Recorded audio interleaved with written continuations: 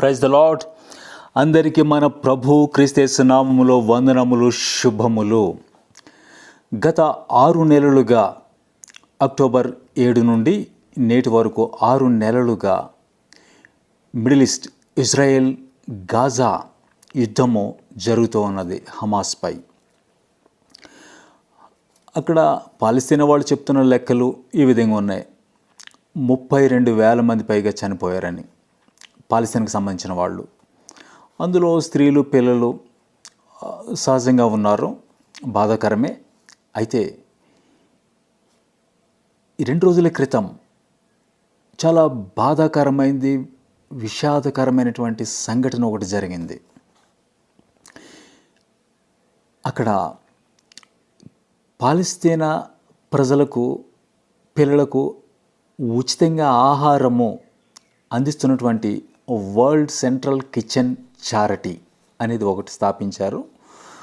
అందులో ఒక 7 వాలంటీర్లుగా, బ్రిటన్కి సంబంధించిన వాళ్ళు, ఒక 2 ఆస్ట్రేలియాకి సంబంధించిన వాళ్ళు, ఒకళ్ళు, ఇలాగ కొంతమంది ఉన్నారు. వాళ్ళు స్వచ్ఛందంగా, ఉచితంగా, సంతోషంగా ఆహారం రోజు వండి చారిటీ అనటం వాళ్ళు అందిస్తూ ఉన్నారు. అయితే ఇజ్రాయెల్ ప్రయోగించినటువంటి ఒక రాకెట్ మిసైల్ ఎయిర్ స్ట్రైక్ సరిగ్గా వీళ్ళు పనిచేస్తున్నటువంటి ఆ వాహనం మీద పడింది. కాబట్టి వీళ్ళు 7 దుర్మరణం పాలయ్యారు, బూడిదిగా కాలిపోయారు. తర్వాత ఇజ్రాయెల్ ప్రైమ్ మినిస్టర్, ఆ మిలిటరీ కమాండర్ వాళ్ళు చెప్పుకుంటూ వచ్చారు వెనకాల, మేము ఉద్దేశపూర్వకంగా, ఇంటెన్షనల్గా మేము దాడి చేయలేదు, ఇది దురదృష్టవశాత్తు యుద్ధంలో భాగం ఇది పడింది, మేము చింతిస్తున్నాము, బాధపడుతున్నాం అని ఒక స్టేట్మెంట్ ఇచ్చారు. అయితే దీని తర్వాత ప్రపంచ అగ్రదేశములు United States, Russia, China, France వీళ్ళు తీవ్ర కోపాన్ని, ఆగ్రహాన్ని వ్యక్తం చేశారు ఇజ్రాయెల్ మీద. మేము ముందే చెప్తూ వచ్చాం, మీరు ఈ విధంగా చేస్తున్నారు, మాట వినకుండా, కాల్పులు విరమణ చేయకుండా ముందుకెళ్తున్నారని. సరే, ఇది బాధాకరం, ఇలా జరిగింది. అయితే మరొకటి చాలా పెద్ద విషయము ఈ యుద్ధములో ఒకటి జరిగింది.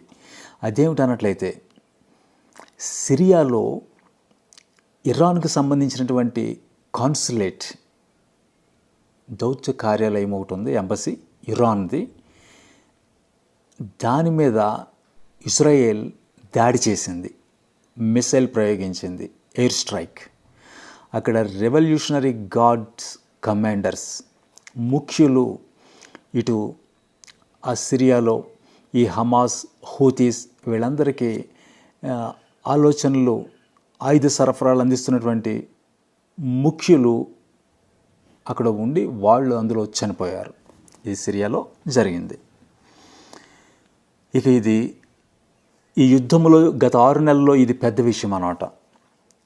ప్రస్తుతం హమాస్, ఎర్ర సముద్రం మీద పనిచేస్తున్నటువంటి యెమెన్కు సంబంధించిన హూతీలు, హెజ్బుల్లా, లెబనాన్లో పనిచేస్తున్నటువంటి హెజ్బుల్లా, అలాగే ఇరాక్లో ఉన్న కుర్దు, వీళ్ళందరికీ ఇరాన్నే సరఫరా చేస్తూ ఉంది. ఇరాన్ని ఈ ఒక ఆక్టోపస్ అని చెప్తారు. మిడిల్ ఈస్ట్లో వీళ్ళందరికీ అన్నీ సరఫరా చేస్తూ ఉన్నది, యుద్ధం చేయడానికి పురుగొల్పుతూ ఉన్నది. అయితే ఇప్పుడు స్ట్రైట్గా ఇరాన్ మీద పడింది, ఇరాన్ కాన్సులేట్ మీద. కాబట్టి ఇప్పుడు ఇరాన్, ఇది జరిగిన 48 గంటల్లో మేము ప్రతీకారం తీర్చుకుంటాం, రిటాలియేషన్, మేము స్ట్రైక్ చేస్తాము, ఇది తమ ప్రాక్సీస్ కింద ఉన్నటువంటి హమాస్, హెజ్బుల్లాలతో చేపిస్తూనే ఉందో ప్రక్కన, ఇప్పుడు స్ట్రైట్గా ఇరాన్ మేమే దాడి చేస్తాము, స్ట్రైక్ చేస్తాము మిసైల్స్ తోటి, బాలిస్టిక్ మిసైల్స్. ఇక ఇజ్రాయెల్ అప్రమత్తమైంది. ఇది పాస్ ఓవర్ పండుగ కాబట్టి ఇజ్రాయెల్ సైన్యానికి కొంతమందికి విరామం, సెలవులు ఉన్నాయి, రద్దు చేసింది. సైన్యం అంతా కూడా రెడీగా ఉండండి అని ఆజ్ఞలు జారీ చేసి ఇక ఎక్కడికక్కడే జాగ్రత్తలు తీసుకుంది. అన్ని విధాలుగా ప్రజలని తరలించి బంకర్స్లో సైరన్ వినగానే దాక్కోవటానికి ఇవన్నీ కూడా రెడీ చేసి పెట్టుకుంది. ఇది ఒక పెద్ద మలుపు. కాబట్టి వచ్చే 48 గంటల్లో 24 గంటల్లో ఏమిటి జరిగేది ఇరాన్ నుండి అనేది. అయితే యునైటెడ్ స్టేట్స్ ముందే ప్రకటించింది, ఈ దాడికి మాకు సంబంధం లేదు, మా మీద మీరు దాడి చేయకండి అని. యునైటెడ్ స్టేట్స్ నెమ్మదిగా చూడండి ఇజ్రాయెల్ నుంచి పక్కకు తప్పుకుంటూ ఉంది. ఇది జరుగుతున్నప్పుడు మనం ఒక విషయాన్ని గుర్తుపెట్టుకోవాలి. దేని వాక్యము, యెరూషలేము దండ్ల చేత చుట్టుబాటు మీరు చూచినప్పుడు దాని నాశనం సమీపమై ఉన్నదని తెలుసుకొనుడి. యెరూషలేము దండ్ల చేత చుట్టుబాటు, ఆర్మీ చేత, సైన్యము చేత ఆ దినానికి వెళుతూ ఉంది. ఇప్పుడు ఇరాన్కి సపోర్ట్గా ఇటు రష్యా ఉన్నది. గోలాన్ హైట్స్ సిరియా ప్రక్కన సరిహద్దుల్లో ఇజ్రాయెల్కి ఉంది. అక్కడ రష్యాకు సంబంధించినటువంటి సైన్యము మోహరించింది, డిప్లాయ్ చేసింది. ఇది కొంచెం కలవరంగా ఉంది ఇజ్రాయెల్కి. కాబట్టి రష్యా, చైనా వీళ్ళ సపోర్ట్ ఉంది. కాబట్టి అందుకోసమే యునైటెడ్ స్టేట్స్ వెనకడుగేస్తూ ఉంది ఇజ్రాయెల్కి ఇప్పుడు సపోర్ట్ చేయడానికి. కాబట్టి ఇది ఒక పెద్ద యుద్ధంలో ఇది ఒక మలుపు. ప్రియమైన దేవుని బిడ్డలారా, అప్రమత్తంగా ప్రార్థన చేయండి, దేవుని చిత్తము. ఎందుకనగా మనం సహజంగానే అబ్రహాము సంతానం కాబట్టి ఇజ్రాయెల్ని మనం సపోర్ట్ చేస్తాం. అయితే ఇప్పుడు మనం కొత్త నిబంధన కోణంలో చూసినప్పుడు ప్రభువైన యేసుక్రీస్తు రక్తము, ఆయన కృప అటు యూదులకేమి, హిందువులకేమి, అరబ్బులకేమి, అందరికీ అది. కాబట్టి మనం అందరి కోసం సువార్త ప్రార్థన చేయాలి. ఇక అందరూ సమానమే దేవుని దృష్టిలో కొత్త నిబంధనలో. కాబట్టి అరబ్బులకు సంబంధించిన కూడా అవి కూడా ఆత్మలే, వాళ్ళు కూడా నశించిపోతే అది దేవునికి దుఃఖకరమే. కాబట్టి అందరి కోసం మనం ప్రార్థన చేయాలి. దేవుని చిత్తం ఏమిటి జరిగేది అనేది. తర్వాత పరిణామము యుక్రెయిన్, రష్యా. ఇందులో నాటో ఏర్పడి North Atlantic Treaty Organization United స్టేట్స్తో ఇప్పుడు 32 దేశాలు వచ్చినాయి. రెండో ప్రపంచ యుద్ధం తర్వాత ఏర్పడింది. ఇప్పటికి 75 సంవత్సరాలు జరుపుకుందనమాట. వాళ్ళు అందరూ కలిసి యూరోప్లో బ్రసెల్స్లో సపోర్ట్ ప్రకటించారు. సంఘీభావము, యుక్రెయిన్కి మేము ఉంటాము, యుక్రెయిన్కి త్వరలో మేము సభ్యత్వాన్ని ఇస్తాము, నాటోలో యూరోప్లో చేర్చుకుంటాము, ఈ ప్రకటనలు చేసి అలాగే ఒక $100 బిలియన్లు కూడా ఇప్పుడు యూరోలు మేము సపోర్ట్ చేస్తాము అని చెప్పారు. అయితే ఈ ప్రక్కన ఇప్పుడు జరిగిన గత 2 సంవత్సరాల యుద్ధాన్ని మనం చూస్తే యుక్రెయిన్లో దాదాపుగా ఒక 80% ప్రజలకి కరెంట్ లేదు. అంటే దాడులు జరిగాయి. విద్యుత్కు సంబంధించిన ఇన్ఫ్రాస్ట్రక్చర్ మీద మౌలిక సదుపాయాలు లేవు. అయితే ఒకసారి ఆలోచించండి, అక్కడున్న సంఘం పరిస్థితి ఏమిటి? క్రైస్తవులు, నిజంగా పిల్లలు, వృద్ధాప్యంలో ఉన్నవాళ్ళు. అలాగే రష్యా ఈ నాటో ప్రకటనలు చూసి కొత్తగా 30,000 మంది సైన్యాన్ని రిక్రూట్ చేసుకుంటూ ఉంది. చూడండి, యుద్ధం ఆగిలా లేదు కదా. అయితే ఇదే సమయంలో ఇటు రష్యా, యుక్రెయిన్ ఆర్టిఫిషియల్ ఇంటెలిజెన్స్ ఏఐని ఉపయోగిస్తూ ఉంది. ఇది అత్యంత ప్రమాదము. ఆర్టిఫిషియల్ ఇంటెలిజెన్స్ అన్నమాట ఉపయోగిస్తూ ఉంది యుద్ధంలో. ఇవి బయటపడ్డాయి. కాబట్టి దేవుని బిడ్డలారా, మేల్కోండి, ప్రార్థన చేయండి. సంఘము చెదిరిపోతూ ఉంది. ఆఫ్ఘనిస్తాన్లో తుపాకీ నీడన ఉంది. ఉత్తర కొరియాలో అండర్ గ్రౌండ్ అణచివేయబడింది ఒక నియంత పాలన ద్వారా. అలాగే ఇక్కడ యుక్రెయిన్కి వస్తే సంఘము చెదిరిపోయింది. ఇది ఒకచోట కాదు, ప్రపంచవ్యాప్తంగా జరగబోతూ ఉంది. కాబట్టి ఇది వింటూ ఉన్నప్పుడు దయచేసి క్రైస్తవులారా ప్రార్థన చేయండి. తర్వాత మరొకటి, తైవాన్లో ఈ వారం బుధవారము పెద్ద భూకంపం ఒకటి సంభవించింది. మ్యాగ్నిట్యూడ్ 7.4, ఎక్కువ. అక్కడ భవనాలు కూలిపోవటం ఇవి జరిగాయి. అయితే చనిపోయిన వాళ్ళు ఇప్పటికీ 9 మంది చెప్తున్నారు. అయితే 1000 మందికి పైగా గాయపడ్డారు. తర్వాత జపాన్కి సునామీ హెచ్చరికలు వచ్చినాయి, సునామీ వచ్చే అవకాశం ఉందని.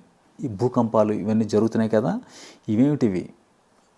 ప్రభు రాకడికి ఇవి రిపీటెడ్గా జరుగుతున్నాయి. వాతావరణ పరిస్థితులు, ఇప్పుడు ఉష్ణోగ్రతలు భారత్లో మీరు చూస్తూ ఉన్నారు, ఉష్ణోగ్రతలు పెరిగిపోతున్నాయి. మునుపెన్నడూ లేని విధంగా వచ్చే కాలంలో చూడండి, వచ్చే వారాల్లో ప్రపంచవ్యాప్తంగా అన్ని విధాలుగా ఇట్ ఈస్ గాలి, నీరు, ఈ వాతావరణము, సూర్యుని ఉష్ణోగ్రతలు, సోలార్ ఫ్లేమ్స్ అన్నీ కూడా తీవ్ర స్థాయిలోనికి వెళ్ళిపోతూ ఉన్నాయి. ఇవి ఆలోచించాలి. తర్వాత మరొకటి,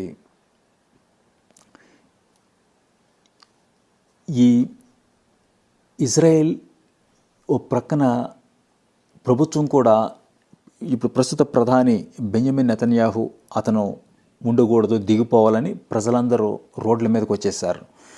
గత 4 నెలలుగా ఇదే జరుగుతూ ఉంది. నెమ్మది లేదు.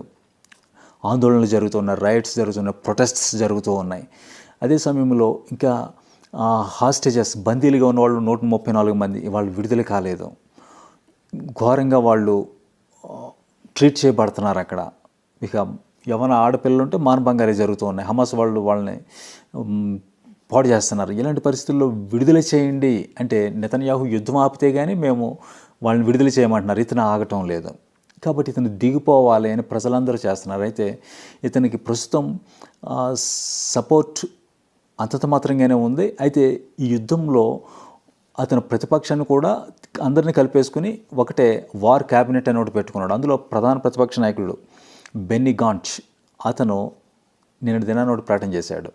ఇజ్రాయెల్ ఎలక్షన్కి వెళ్లాల్సిందే, సెప్టెంబర్లో వెంటనే జరపండి అని ఒక వినతి పత్రం ఒకటి ప్రెసిడెంట్కి జారీ చేశాడు.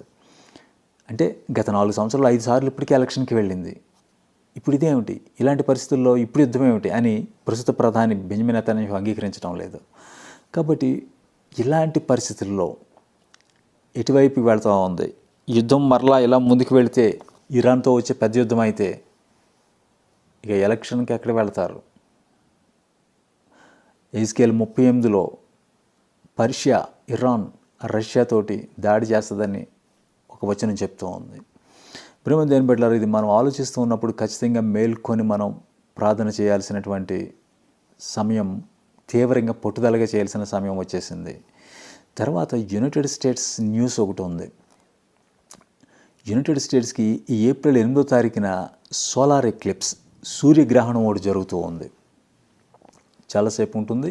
ఇది యునైటెడ్ స్టేట్స్ ఒక ప్రాంతం నుండి మరొక ప్రాంతం, దాదాపుగా కెనడా బార్డర్ నుంచి మెక్సికో వరకు యునైటెడ్ స్టేట్స్ మధ్య నుంచి ఇది వెళుతూ ఉంది. ఇది 7 సంవత్సరాల క్రితం వచ్చింది. ఇప్పుడు మళ్ళీ రెండోసారి అన్నమాట. మరి పరిణామాలు ఏంటి? చంద్రగ్రహణము, లోనార్ ఎక్లిప్స్ ఇజ్రాయేల్ని చూపెడతా ఉంటుంది. అది అక్కడ జరిగినప్పుడు ఇజ్రాయేల్లో యుద్ధం జరుగుతూ ఉంటుంది, రక్తం ఓడుతూ ఉంటుంది. చంద్రుడు బ్లడ్ మూన్ వచ్చిందంటారు, రక్తవర్ణంగా మారిందని. ఇప్పుడు సూర్యగ్రహణము ఇది జరిగితే అన్ని జనులకి, ఇది సోలార్ క్యాలెండర్కి మనకు సంబంధించింది.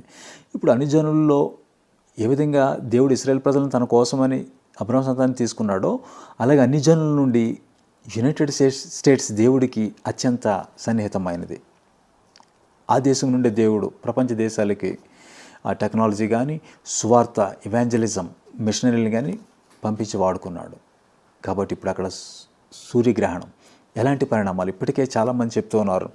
ఇది వాతావరణం మీద తీవ్రంగా చూపెడుతూ ఉంటుంది, భూకంపాలు వస్తాయి, ఇవి తెగుళ్ళు వస్తాయి, ఇవన్నీ జారీలు చేస్తున్నారు. ఎవరు ఆ రోజు బయటికి రాకుండా. ఏప్రిల్ 8 ఇది జరుగుతూ ఉంది.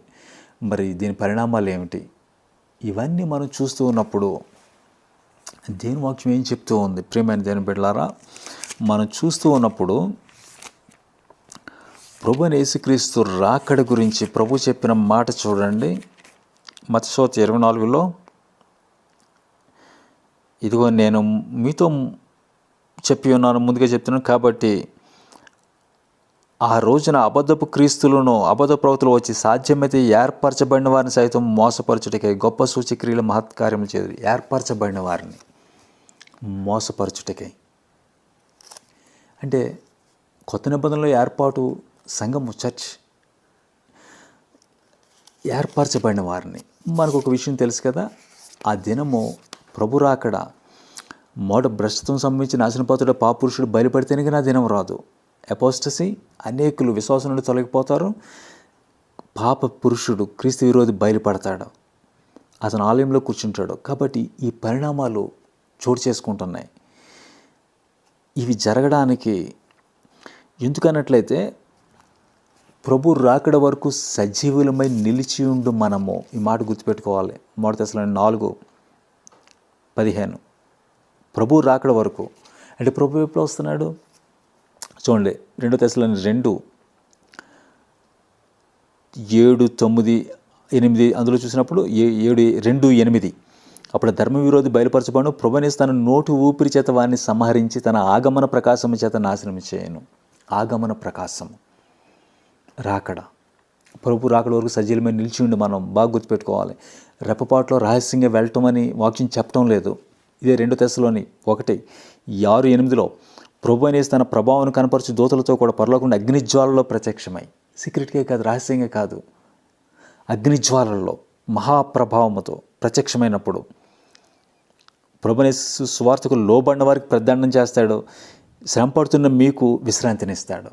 అంటే విశ్రాంతి, రెస్ట్, అండ్ వెంజియన్స్, తీర్పు, జడ్జిమెంట్, ప్రతిదండన 2 ఒక రోజున జరుగుతూ ఉన్నాయి. ఆర్మిగిదోను దినం. ప్రియమైన దేవుని బిడ్డలారా, కాబట్టి మీరు మేల్కొని యేసుక్రీస్తు రాకడ కొరకు మీరు మేల్కొని మత్తులు కాకుండా దీపములు వెలుగుచుండనీయుడి. వస్త్రమును కాపాడుకోండి. ఎందుకన్నట్లయితే ఆర్మిగిదోను యుద్ధం జరుగుతూ ఉంది. ప్రకటన 16 అధ్యాయం తీసుకోండి, 16 వచనంలో 15-16లో అక్కడ ఇదిగో నేను దొంగవలే వచ్చుచున్నానని చెప్తున్నాడు. అంటే 7 సంవత్సరాల స్ట్రైట్ ప్రశ్న వేస్తున్నాను. 7 సంవత్సరాల శ్రమలకు ముందు దొంగలా వచ్చేస్తే మళ్ళీ ఇక్కడ దొంగలా వస్తున్నాడా? దొంగలా వచ్చేది ఎన్నిసార్లు? ఒకసారే. అదే ర్యాప్చర్, అదే సెకండ్ కమింగ్, అదే ఫైనల్ కమింగ్. కాబట్టి దొంగవలే వచ్చుచున్నాను, కాబట్టి వస్త్రమును కాచుకోండి, రక్షణ వస్త్రము, మలినం కాకుండా. సార్దీస్ సంఘానికి చెప్పింది అదే. మీరు వస్త్రమును మురికి చేసుకుంటే, వస్త్రమును కాచుకోకపోతే నీవు చచ్చినవాడు, మృతుడివే. పైకి మాత్రం పేరుంది, జీవించున్నావని, ఏదో ప్రార్థనకి వెళ్తున్నావని, కానీ నీ క్రియలు సరిగా లేవు. క్రియలు విశ్వాసము ద్వారా సంపూర్ణం అవ్వాలి. తెల్లని వస్త్రం కాపాడుకోవాలి. ఇది సార్దీస్ సంఘానికి చెప్పాడు. 7 నక్షత్రములు దేవుని 7 ఆత్మలు గలవాడు. ఇది వింటూ ఉన్నప్పుడు మిమ్మల్ని మీరు జాగ్రత్త పెట్టుకోండి. నీ కుటుంబాన్ని, నీ బిడ్డలను అప్రమత్తం చేసుకోండి. పునరుద్ధానం వస్తూ ఉన్నది, రిజరెక్షన్. భూమి మీద అత్యంత శ్రేష్టమైనది ప్రభువైన యేసుక్రీస్తు. ఆయన శిలువ మరణం ద్వారా ఆయన మృతుల్లో నుండి లేచాడు. అది నీవు తిరిగి జన్మిస్తే, విశ్వసిస్తే నీకు ఇస్తున్నాడు పునరుద్ధానం. అది దేవుని రాజ్యంలో పౌరుడిగా నిత్యత్వమునకు, ఇటర్నల్ సిటిజన్షిప్, పౌరసత్వము. ఇది కోల్పోవద్దు. వస్త్రమును కాచుకోండి, దీపములు వెలుగుచుండనేయుడి. అలాగే ఇస్లాం ప్రజల కోసము, హిందువుల కోసం, అనగా హిందీ భాష మాట్లాడే ప్రజలు, ఉత్తర భారతదేశం కోసం, ఆఫ్ఘనిస్తాన్లోని క్రైస్తవులు, ఉత్తర కొరియా, దక్షిణ కొరియా బాగానే ఉంది, ఉత్తర కొరియా సంగతి ఏమిటి? అలాగే ఆఫ్రికాని తీసుకుంటే దక్షిణ ప్రాంతం పర్వాలేదు, అంటే మన దక్షిణ భారతదేశం లాగా స్వార్థ బాగా జరిగింది. ఉత్తర ప్రాంతంలో ఎక్కువ ఇస్లాం బందీలుగా ఉన్నారు, ఖురాన్ కింద ఉన్నారు, నల్లజాతి ప్రజలే ఖురాన్లో ఉన్నారు. అలాగే యునైటెడ్ స్టేట్స్ క్రిస్టియన్ దేశం అంటున్నాం, 60%. మిగతా మంది మతం లేదు, వాళ్ళకి భయం లేదు, లోకస్తులైపోయారు. ప్రియమైన దేవుని బిడ్డలారా, అలాగే ఇంగ్లాండ్ 60% క్రైస్తవ్యంగా ఉంది. మనం 100% క్రైస్తవులు అనుకుంటున్నాం, లేదు. అందులో పోలిస్తే చైనాలోని క్రైస్తవులు నయం, భారత్లోని క్రైస్తవులు నయం, భక్తిగా ఉంటున్నారు. కాబట్టి ఇంగ్లీష్ దేశాల కోసం ప్రార్థించండి. ఇటు ఆస్ట్రేలియా, ఇటు న్యూజిలాండ్. వీళ్ళు ఎలా ఉన్నారన్నట్లయితే మోటాదాము జీవించు ప్రాణి, living soul, person of dust, మట్టి మనిషి కదా ఆదాం, అలా ఉన్నారు. అయితే ప్రభువైన యేసుక్రీస్తు ఎవరు? లైఫ్ గివింగ్ స్పిరిట్, ఆత్మనిచ్చేవాడు. ఆత్మలో నడవటానికి, ఆత్మానుసారంగా ఉండడానికి, వెలుగులో నడవడానికి విశ్వాసుల కోసం ప్రార్థించండి. అలాగే సేవకులు, కాపరి పడిపోతే మంద చెదిరిపోద్ది, కాబట్టి కాపరుల కోసం ప్రార్థన చేయండి. విశ్వాసులు నిలబడాలంటే కాపరి నిలబడాలి. ఉపదేశం ఆరోగ్యంగా ఉండాలి. దేవుని చెప్పిన మాటలు తీసుకుని రావాలి. పేతురు పౌలు చెప్పినవి రావాలి. కాబట్టి వీటన్నిటి కోసం ప్రార్థన చేయండి. అలాగే నేను ఒక చిన్న పరిచయం చేస్తూ ఉన్నాను. నేను ఉంటున్నది సెంట్రల్ అమెరికా, హొందురస్, స్పానిష్ దేశం ఇది. ఇక్కడ పరిచర్య కోసం ప్రార్థన చేయండి. భవిష్యత్తులో ముఖాముఖి మిమ్మల్ని కలుసుకుంటాను ఒక రోజున. కాబట్టి మా కోసం ప్రార్థన చేయండి. తలలో వంచి ప్రార్థన చేసుకుందాం. కనికరం గల దేవ, పరిశుద్ధుల, అధ్యయం గల మా తండ్రి, నీ బిడ్డలను మరొకసారి అందరినీ నీ హస్తానికి అప్పగిస్తూ ఉన్నాను. జరుగుతున్న పరిణామాలు మేమందరము ఏక మనసుతో ఏకీభవించి ప్రార్థిస్తున్నాం. నీ రాజ్యం వచ్చుగాక, నీ చిత్తం నెరవేరునుగాక. అలాగా ఒకసారి కూడా సువార్త వినని వాళ్ళు, బైబిల్ అందని వాళ్ళు, సువార్త తెలియని వాళ్ళు, వారికి లిపి ఉన్నా లేకపోయినా అందరినీ దర్శించండి. ఆత్మ కుమ్మరించండి సర్వశరీరుల మీద. సంఘమును మేల్కొలపండి. సేవకులను నీ ఆత్మతో నింపి పేతురు పౌలు బోధించిన వీళ్ళు కూడా తీసుకురావడానికి పెద్ద సంఘాలను చిన్న సంఘాలను అందరినీ మేల్కొల్పండి. నీ బిడ్డలకు, చిన్న బిడ్డలకు, పెద్ద వయసులో ఉన్న వారికి ఆరోగ్యం ఇచ్చి నీ మహిమలు రాకడకు విశ్వాసంలో దృఢపరిచి స్థిరపరిచి నడిపించమని యేసుక్రీస్తు పరిశుద్ధ ప్రశస్త పునరుద్ధానామంలో ప్రార్థించారించి వేడుకొంచున్నాం తండ్రి. ఆమేన్.